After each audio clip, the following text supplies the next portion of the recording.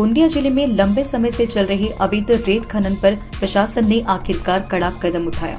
6 दिसंबर की रात करीब 2 बजे तहसीलदार शमशेर पठान ने अपनी टीम के साथ बड़ी कार्रवाई करते हुए 8 से 10 टिप्परों को पकड़ा जो अवैध रूप से रेत चुराकर नागपुर ले जा रहे थे। ये कार्रवाई दासगांव, डांगोरली और तेरवा क्षेत्रों में हुई है, जहां से रेत चोर लंबे समय से अवैध खनन कर नागपुर जिले में सप्लाई कर रहे थे। पकड़े गए सभी टिप्पर नागपुर जिले के बताए जा रहे हैं। गोंदिया जिले के रेत घाट इन अवैध गतिविधियों की वजह से पूरी तरह खाली हो चुके हैं। यहाँ की नदियां रेत के अभाव में अब मैदान में तब्दील होती जा रही है, ऐसा स्थानीय लोगों का आरोप है।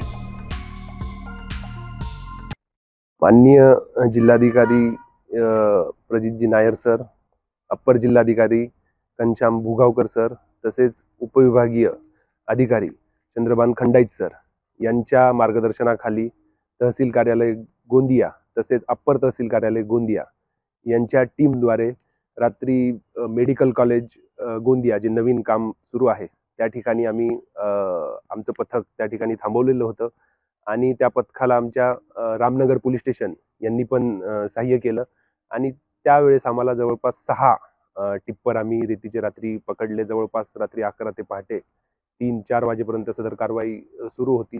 सदर कारवाई दरम्यान आम्ही विचारपूस केली असता यांच्याकडे कोणत्याही प्रकारचा रेती वाहतुकीचा परवाना सदर गाड्यांसोबत आढळून आला नाही। एका गाडीकडे मात्र परवाना होता, मात्र प्रमाणापेक्षा जास्त रेतीची वाहतूक सदर गाडीमधून सुरू होती। तर सर्व गाड्या आम्ही सध्या डिटेन करून जिल्हाधिकारी कार्यालय गोंदिया या ठिकाणी लावलेल्या आहेत आणि पुढील चौकशी करून त्यावरती नियमाप्रमाणे कारवाई केली जाईल। तर या प्रकारे अजून मोहीम सुरू राहणार?